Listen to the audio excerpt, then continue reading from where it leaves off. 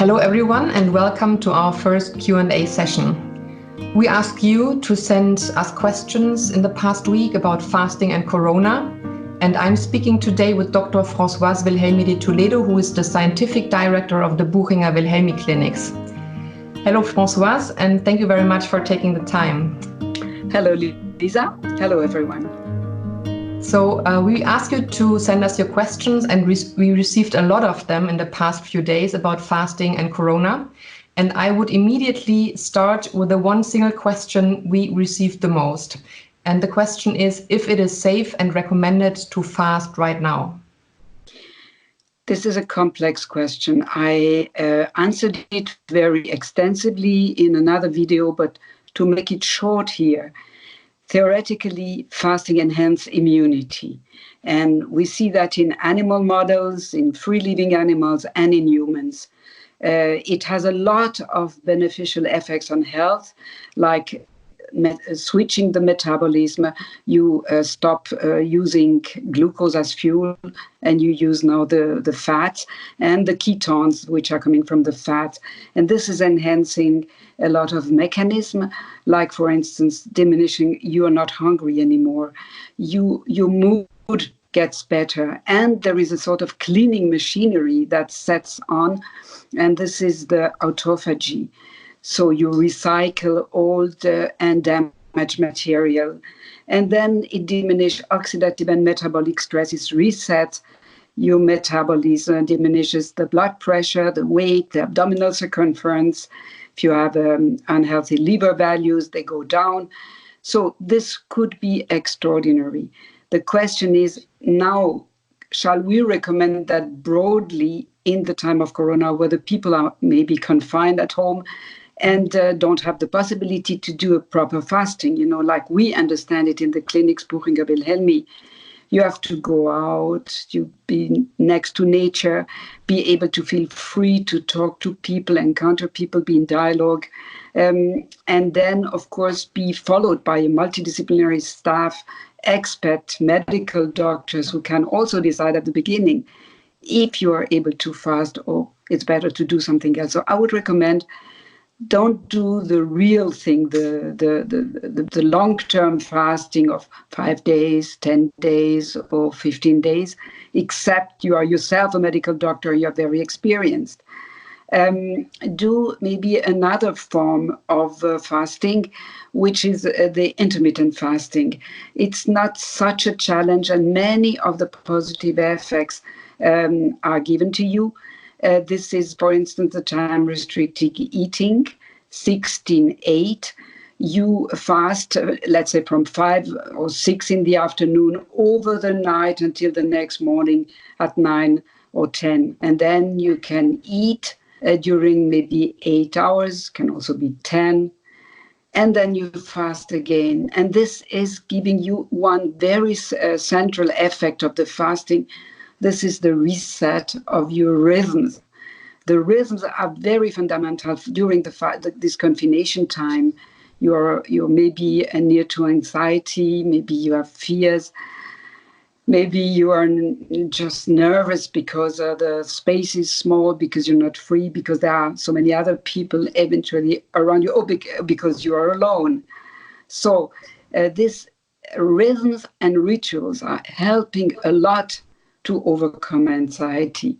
And this gives you a good rhythm, which resets your feeling of hunger in the morning. When you've eaten early or late in the afternoon and you have made a long pause, you will feel hungry. Maybe not immediately when you wake up, but after some maybe 1 or 2 hours. And then when you're hungry, you let it a little bit develop until you have a nice hunger. And then you eat your first meal. And then maybe you eat a second meal, maybe a third little meal just before you stop. And then you go back to fasting. This is not dangerous for anyone, in the contrary. And when you have reset hunger and satiety, maybe you will reset the feeling of eating and eliminating. And then you have the darkness and the daylight, which give you another very fundamental rhythm. So go to bed and sleep when it's dark. Stop looking at your screens 3 or 4 hours before you go to bed, or at least if you are obliged, switch to yellow light, because the blue light is making you alert, and this is not what you want if you don't sleep well. So night, sleep, day, alertness, intuitive. Then you have other rhythm like exercising and resting. Even if you are in the smallest place, you will find possibilities to do some physical exercise. If not, you get nuts and your mood is going maybe not to be so good. So fasting, yes, but do a short challenge, a little challenge, which is this intermittent fasting. And when then you go out of this time of being unfree, then do the real thing, just to reset your whole person. And you can then go to a center or to a place where you're taken care of, and you can do then a longer fast. Wow, you were touching so many topics already. We received some questions about certain areas of what you mentioned before. Then maybe you can go a bit more deeper. But I think one thing was very important, and we got those questions as well. It was about people feeling anxious. And we have one video that was shared last week already about that very topic. So maybe if you're interested in that one, just watch the other video. I will link it in this one, so then you can go a bit deeper. But coming back to the topic of intermittent fasting, I think there were many questions. Many people don't know exactly what to do right now. And there's different ways of doing intermittent fasting. And the next question is exactly about that. I think most of our viewers know the different styles, but maybe you can just explain a bit more. The question is about if you would prefer right now the 16/8, or if you would go more in the alternate day fasting. Alternate day fasting is not something very physiological, if you want. I don't know any religion who says eat one day and fast one day. It's socially not very easy, because if you are with your family at home and they eat and you have to fast, I don't think it's the best thing. The other thing, which is more serious, is that if you take drugs, the day where you fast, they might need urgently to be dosaged. So I prefer the intermediate fasting type.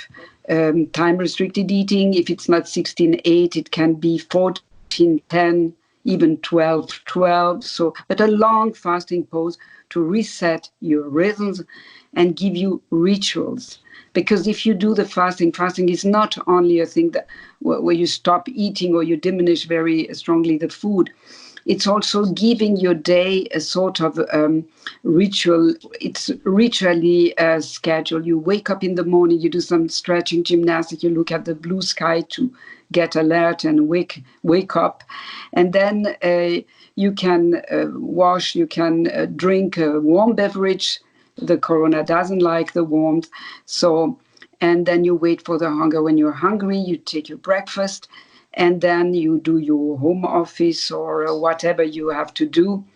And then you can have a noon sleep, sort of little power nap. This is wonderful to regenerate your energy. Then you can go on with your activities, whatever they are. And then you eat your last meal, maybe at 5 or 6. And then you be ready for the evening. You can do whatever you do with your family on your own. And you don't go too late to bed. You can do some yoga before and stop looking. When you finish eating, maybe you finish looking at your screens, except if you're obliged to do it. And you can have a very better sleep, You will be less anxious. You will sleep better. The next morning, you will look forward for the day and for the breakfast. So all that. Alternate fast day, I wouldn't recommend it now, except you're accustomed. If you are very healthy and young, then probably you can do what you want. But I'm a medical doctor and I don't want to recommend to everybody.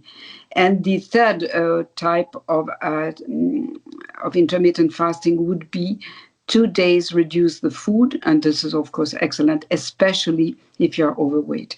Of course, if you are overweight, any type of fasting, intermittent fasting is a good thing to do. Thank you very much. The next question is also going a bit in the direction of the sleep. You were mentioning some tips already before, but I know you have a special one about that. The question is from a person who feels anxious and has troubles with sleeping because of that. And you had already some tips that you mentioned, but there's something about that mask that I know you're a big fan of. Maybe you can give some recommendations about that one. Yes, to make a sort of darkness, even if sometimes from outside or from other people in the house, there is light and noise, then you put a mask, a dark mask on your eyes and some plugs in your ears. And so you are isolated from outside and you don't get nervous about your family or your kids if you have some who are still playing. And you can wonderfully at least isolate yourself from the outside disturbances. I would like still to add something about the fasting. Excuse me, I come back to this point.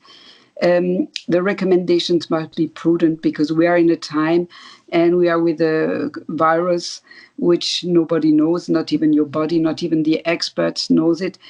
So you don't know exactly how the body is going to react with the fasting and how is it going to react after the fasting. So prudence, but never forget that we have an immunity.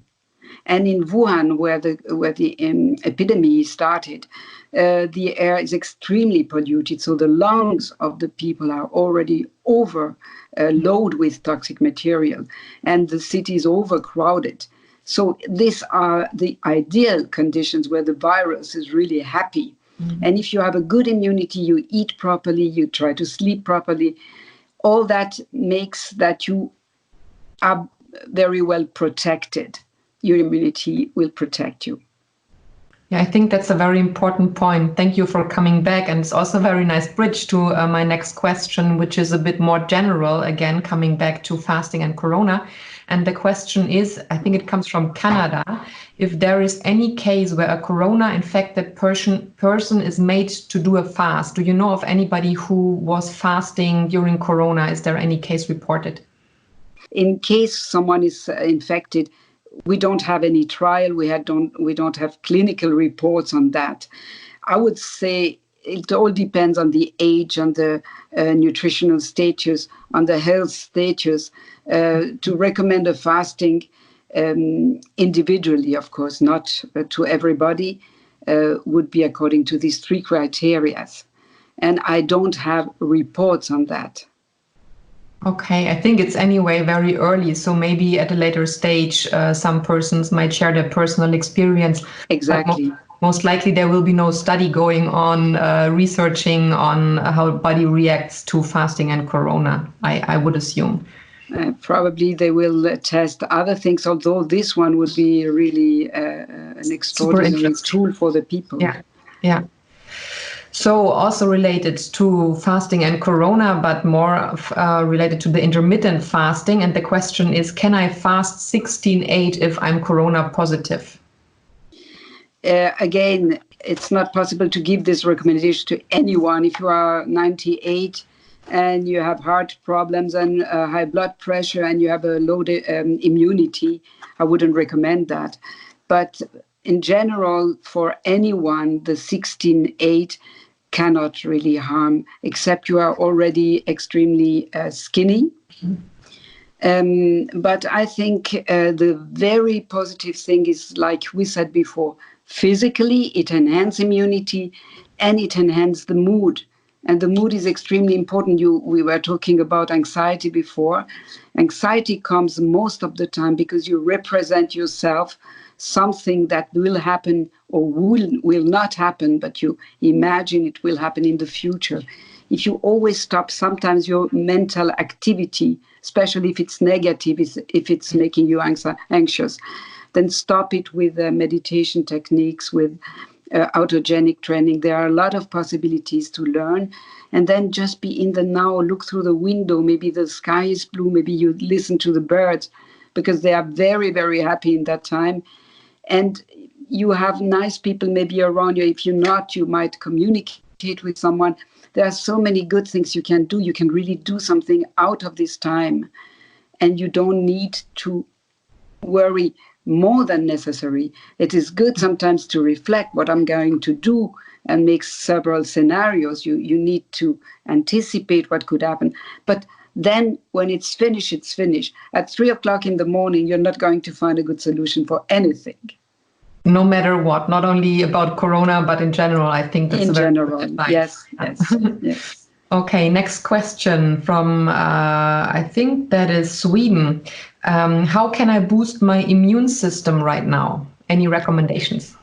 Oh, yes. Of course, need to boost your immune system, you must diminish the aggression, as from viruses, from bacteria, from toxic material, which can be inside of the house. You have a lot of toxic products in the house. Never use them during that time. Wash your hands, cough in your elbow, all the things that can, and of course the social isolation is there to not to overload your immunity, even if it's a good one. If you are overexposed to attacks, then you might get diseases too. So avoid these contacts and eat healthy. This is the most important thing. Don't eat too much. Don't eat ultra-processed products. Eat fruits and vegetables and pulses, also legumes, good oils, nuts and seeds, whole grain cereals. All these products are excellent. Don't buy huge packages of processed food, but buy very good sunflower oil, very good olive oil, and a lot of nuts and seeds. And so you can add that to your diet. Of course, the vitamins C, you can buy 3 kilos of lemons regularly, and A and E, you can take carrot juices or take the vitamin, that's or D vitamin. Expose yourself to the sun. If you have the luck to have a balcony, not too long, because again, if you overexpose yourself to the sun, this is a stress again. So you can provoke oxidative stress. Don't smoke, and don't take alcohol or sweets or too much sweets, just in a controlled way if you can control it. Because if you fall in a sort of addiction to overcome the anxiety and the frustration, then your mood will really not be good. And your microbiome will be also happy and will help the immunity if you treat it properly, if you have prebiotics, probiotics. But all that is dependent of healthy eating, pauses, never overeat, and then of course exercise. If you are in a very small space, you must do exercises like you can, maybe on the floor, maybe yoga exercises, stretching exercises, and do them with a sort of regularity. This will help you having this rhythm, which is extremely anti-anxiety. I think the exercise is also very important, and we produced a couple of videos already, and more are just about to come, and they are particularly made for that very situation where people don't have a lot of space, so it's for their homes. Some are more energetic, some are a bit slower, so I think there's something for everybody's needs and desires. So I will also link them if you want, then just click afterwards, after the session, not now. In that video. I will also link it in the description of this one. So, and against anxiety, I just follow you in, but because we are the Buchinger Wilhelmi clinics, our founder, Dr. Otto Buchinger, has a wonderful teaching about the dietetics of the soul. What does your soul good? These are some things like reading, music, poems, good dialogues with people, interchange, not only small and superficial talks, but real good talks, silent listening to the other ones. Humor is very fundamental, and also calling the angels, sort of trying to be conscious, being present. What happens now is a wonderful way to experience. In an everyday situation, you will find back again, but with having time to reflect, your reactions, the way you behave, your behavior patterns, the way the people react to them around you. And this is a moment really where you can learn a lot about yourselves, about the others, and learn how to behave so that you have an harmony around you. Yeah, we provided those rules to all the employees just for Christmas, but maybe it's a nice idea to share it also on social media for anybody who's interested. I will do that in the next days or maybe next week. I have a particular question to you, and because normally I know what you're having for breakfast every day. Is that something that you would recommend right now as well? Are you still having your muesli every day? Yes, I do it myself. And it's basically done with fruits, not extremely much, but nuts. And I have no problem with milk products, so I take some milk products without fat, and I add linseed oil. So it's an excellent preparation, giving you excellent oils with omega-3 and omega-3 basics. Then some proteins, excellent oils also with the nuts and seeds, and the fruit is good to take the carbohydrate more in the morning because it's the products who makes you alert. We have that also as a short video. So if you're interested, check our playlist and you can know what to do. There are people who prefer having more the English type. So you can also have a piece of toast, but take a whole grain toast and an egg, for instance, some tomatoes. You can also have here the good oils and go more this way.